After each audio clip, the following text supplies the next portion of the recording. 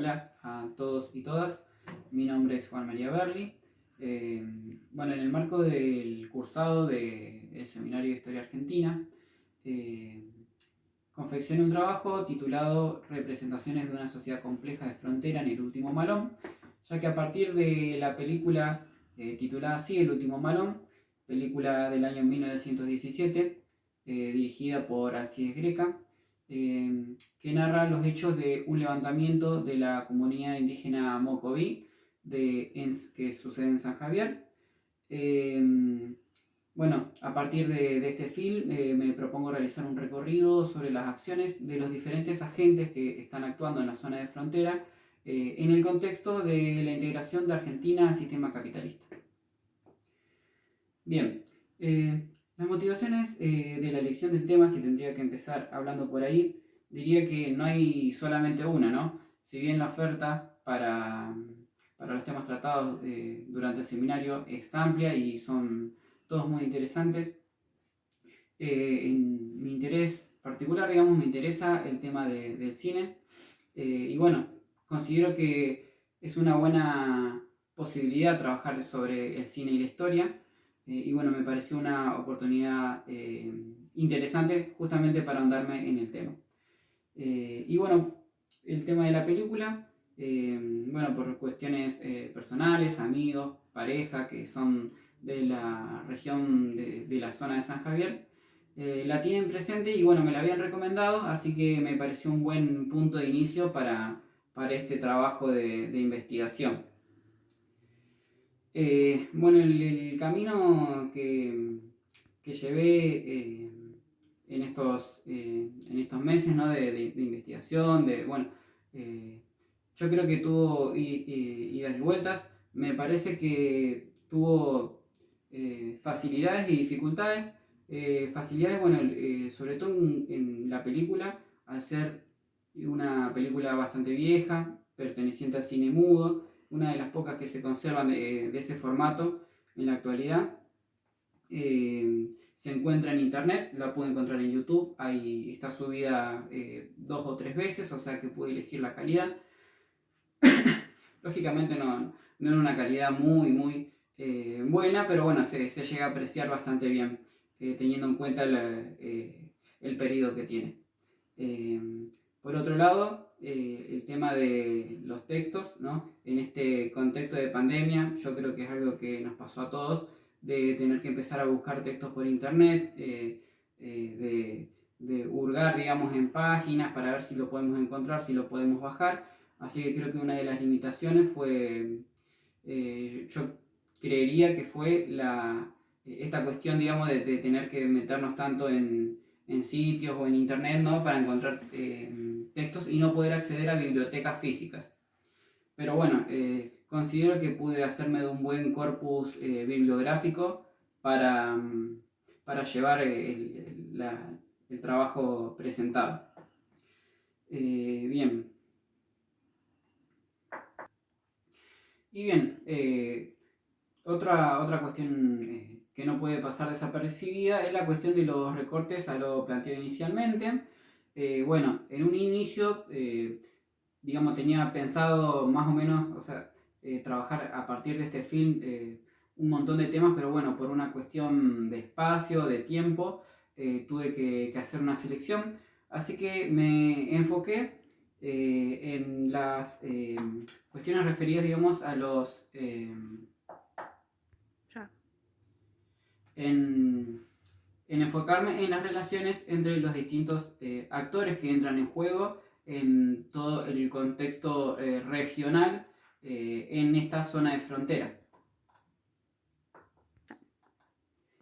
Bien, ahora pasando a los aspectos teórico-metodológicos, como mencioné anteriormente, al trabajar sobre una fuente fílmica, sobre una película, me interné en autores que hablan sobre el tema y rescato los postulados sobre todo de Peter Burke, en Visto y no visto, el uso de la imagen como documento histórico, en el texto de Leticia Presley y de y a Alejandra Rodríguez. Bueno, básicamente, digamos, lo que pasa, la cuestión con el cine y la historia, es muy interesante, ya que, bueno, muchas veces sucede que hay un cierto temor o un cierto, digamos, rechazo a la idea de tomar al cine como una fuente histórica, ya que todas las producciones están cargadas de subjetividad, ¿no?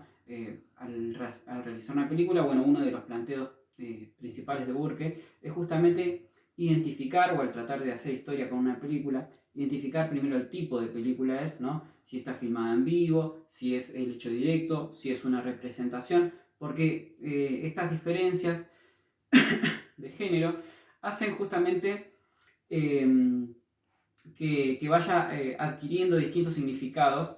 Y bueno, el planteo de Presley, que me parece muy interesante y que es bueno tener presente, es las limitaciones y el riesgo de trabajar con cine, que justamente, si bien el director tiene una intención, y bueno, el historiador también al trabajarlo tiene una intención, lo cierto es que el receptor puede no interpretarlo de la manera que lo vio el director, que es el que va guiando la obra, ¿no?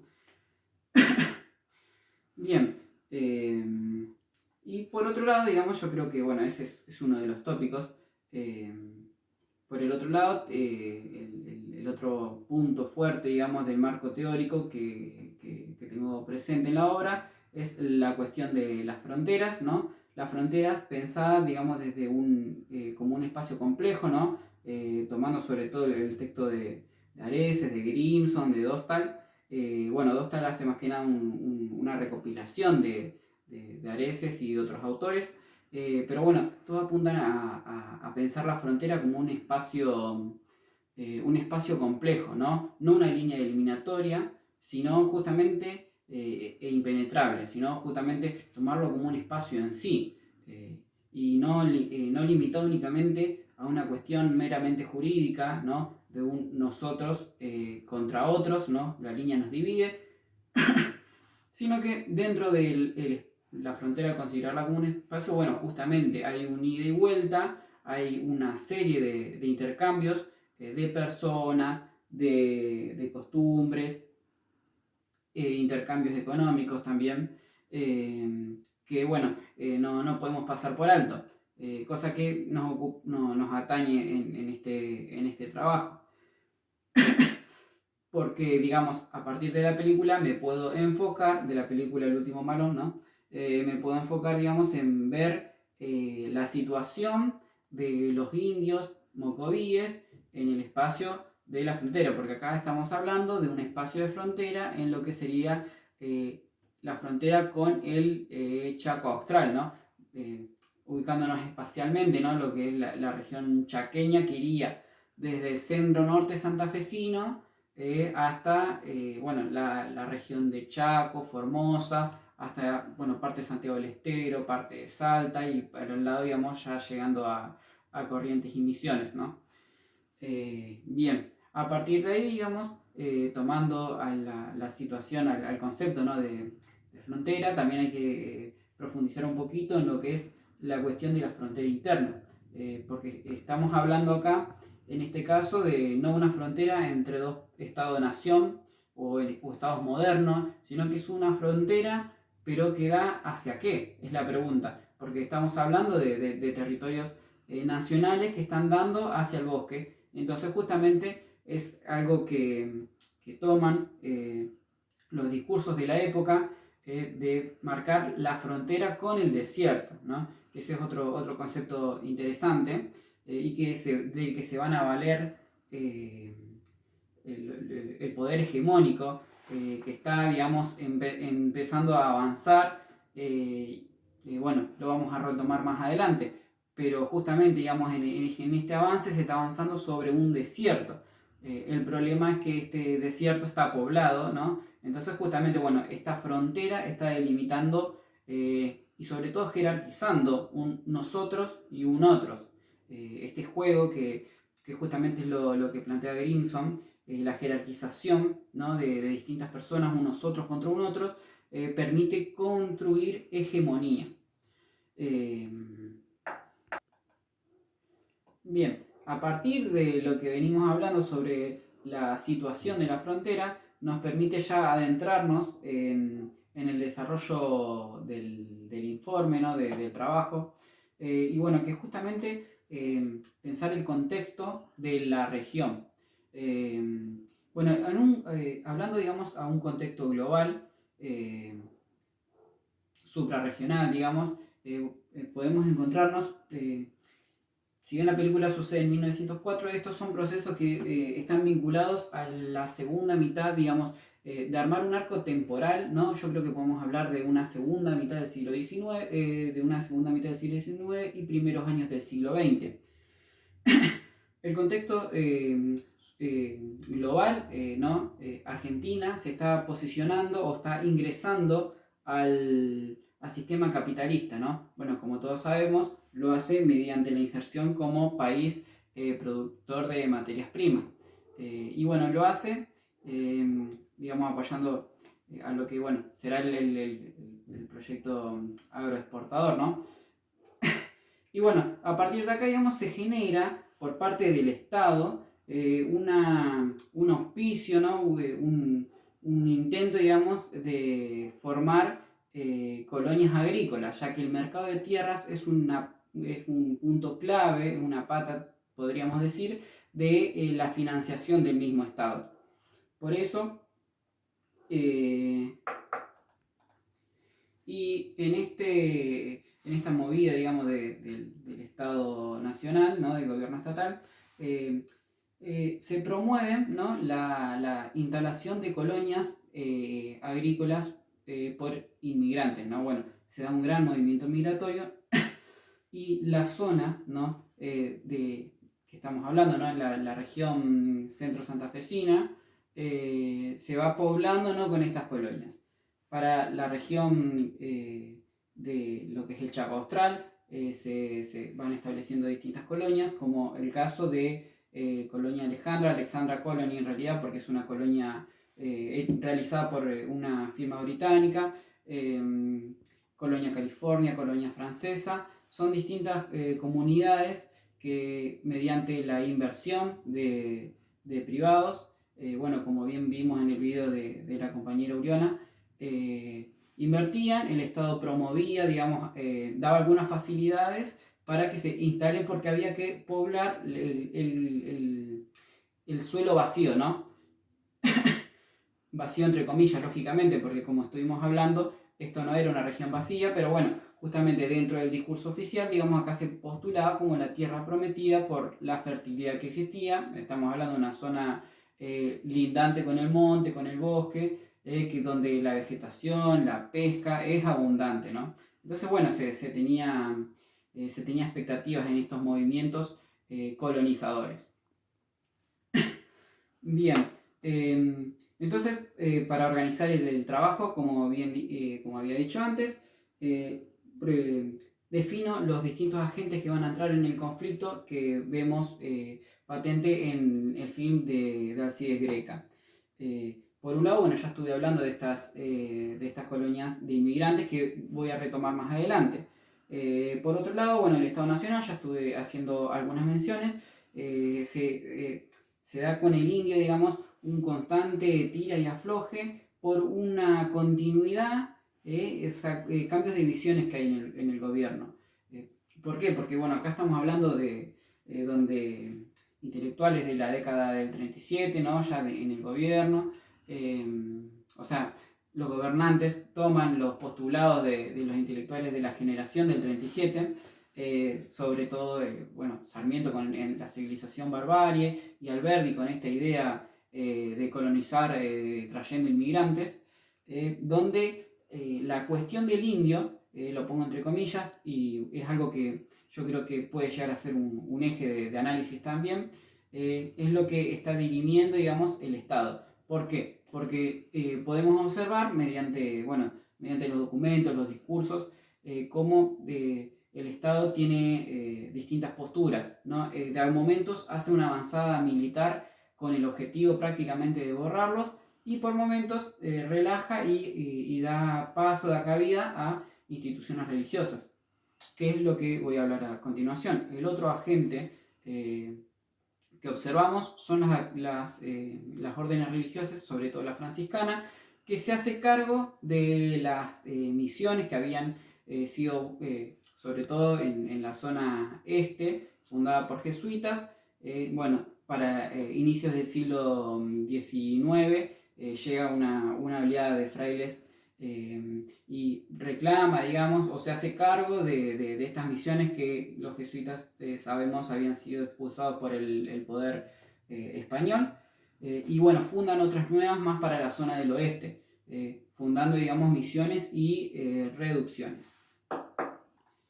Bien, estas órdenes religiosas que se habían instalado acá, podemos observar, digamos, a partir de acá una continuación con el enfoque de la época colonial, donde al indio lo dividen en el buen salvaje y en el indio malo, en el mal salvaje, que se resiste a acercarse a la fe.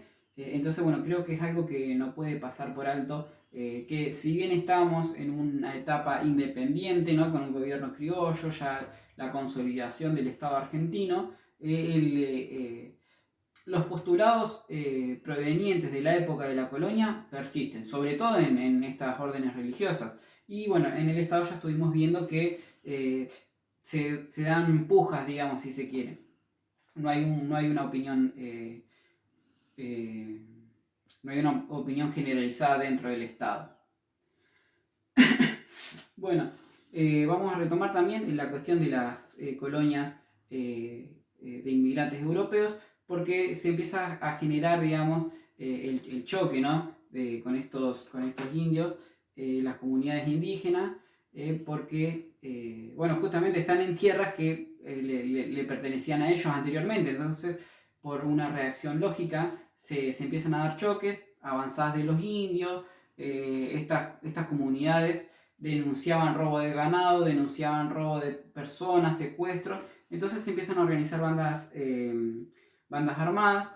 Bueno, la bibliografía trabaja mucho, sobre todo porque hay mucho material para analizar, muchos testimonios de las campañas de William Moore, un inmigrante estadounidense de la colonia California, que básicamente arma un grupo, unas bandas armadas, y van avanzando sobre el bosque, el monte chaqueño, ¿no? Y bueno, siempre con esta postura de la eliminación, ¿no? La visión que tenían estos grupos inmigrantes no era la evangelización, como estuvimos hablando, que hacían los grupos franciscanos, la asimilación al territorio nacional. Ojo, los franciscanos querían asimilar al indio al terreno nacional, pero tampoco como una persona igual, o sea, siempre manteniendo esas diferencias. Pero bueno, estos grupos inmigrantes americanos o británicos, siempre con la idea de la cuestión del indio resolverla exterminándolos. El Estado Nacional, por otro lado, nunca los apoya del todo, pero sí siempre, digamos, le da facilidades, ¿no? Auspicia que hagan esto porque, bueno, tenían situaciones propias, como, bueno, da el caso de la Guerra del Paraguay, donde el Estado muestra, digamos, hace un giro de recursos, ¿no? Se enfoca hacia la guerra, y estas colonias quedan desamparadas, o al menos es como lo retratan, ¿no? Entonces se da todo este conflicto.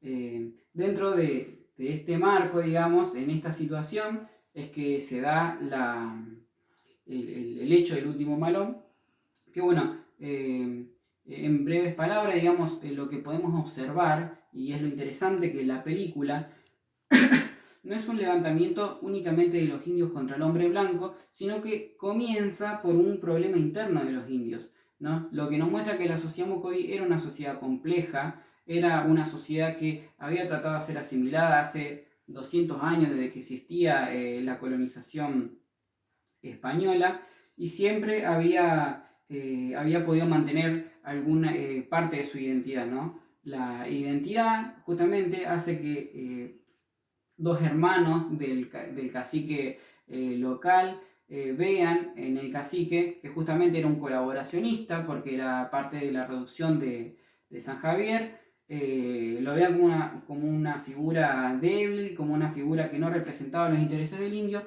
y justamente apelando a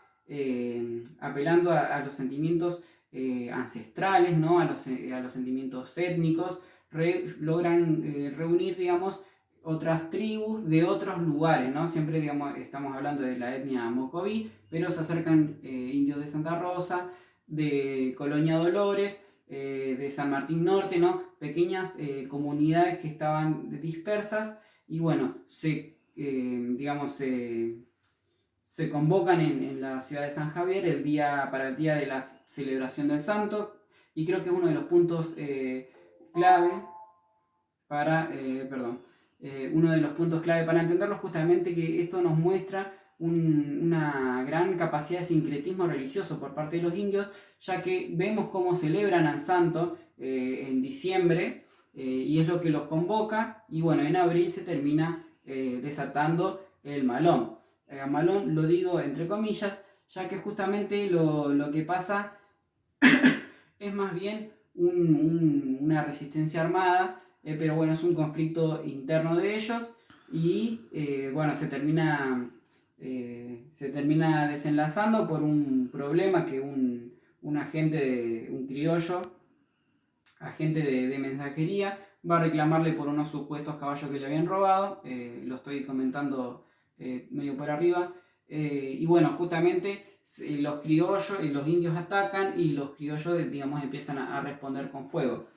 Una vez más, digamos, bueno, los indios armados con boleadoras, con lanzas, ya que esta identidad indígena que ellos toman, digamos, que ellos promueven, los indios rebeldes, ¿no? Los que se tratan de levantar contra los criollos, contra el hermano Mariano López, el cacique oficial, digamos, justamente lo hacen, digamos, en un tono étnico, ¿no? Entonces, dejar las armas que le dieron los blancos y volver a las lanzas y a las boleadoras. Entonces, bueno, justamente en esta película yo creo que lo que se puede ver es es como revivir, digamos, la historia de la conquista. Hombres parados en los techos de la iglesia, en los techos de lugares altos, abriendo fuego contra indios que iban prácticamente desarmados. Las armas de fuego eran muy pocas las que tenían los indios, y bueno, termina al tiempito, no dura mucho, dice que aproximadamente 20 minutos, media hora es la parte más acalorada del enfrentamiento, con una veintena de muertos, y bueno, los criollos tienen mucha menos baja. Bueno, justamente la película termina con el ideador de la rebelión yéndose a vivir al Chaco, a la selva chaqueña, con Rosa Paiquí. La menciono porque es algo que logra desarrollar, digamos, una identidad, ¿no? Hoy en San Javier se puede ver la escuela bilingüe, ¿no? Que hablan, bueno, justamente la lengua mocoví española para jóvenes y adultos, para que puedan terminar la escolaridad. Y bueno, justamente quedó como un símbolo, ¿no? de esta rebelión, de esta capacidad de respuesta y de resistencia contra las fuerzas del hombre blanco, que venían avasallando toda la comunidad, porque en este plan, digamos, de la inserción de Argentina al capitalismo, de vender tierras para instalar colonias europeas, a los indios le fueron arrebatando considerablemente su territorio. Esto fue desembocante, o uno de los puntos fuertes, digamos, de los indios rebeldes, que finaliza, digamos, con este enfrentamiento armado. Bueno, el enfrentamiento fue el último luego de este enfrentamiento no se volvió a documentar algo de la misma, no se volvió a desarrollar un movimiento de tal magnitud. Entonces, bueno, por eso, si bien la película fue filmada a los pocos años, lo cierto es que tampoco hubo otro levantamiento armado. Y bueno, creo que la representación que se hace, me parece que es una película muy linda, que es corta, dura 1 hora, que es posible de ver. La recomiendo, y bueno, justamente nos permite ver el enfoque del director, ¿no? De toda esta realidad, si bien lo hace con un enfoque sesgado, ya que el tipo era así es Greca, ¿no? Era criollo, era habitante de ahí, nacido en San Javier, entonces veía esto como, no lo veía como algo muy bueno, o sea, lo veía justamente como la avanzada de la barbarie sobre la civilización. Y para finalizar, me parece interesante y creo que lo que nos deja abierto, digamos, como para posibles investigaciones, que creo que es un film que se presta para muchas aristas. Yo me enfoqué, como dije anteriormente, en la parte de los conflictos, a partir de este film, los conflictos entre los distintos grupos, pero bueno, me parece que también se puede incurrir mucho en lo que es la historia de las mentalidades, la religión, el sincretismo. Creo que es una película que da para muchos estudios. Y bueno, justamente toda la situación y el contexto en el que se vivió, la realidad de la frontera. Así que bueno, un saludo para todos y todas.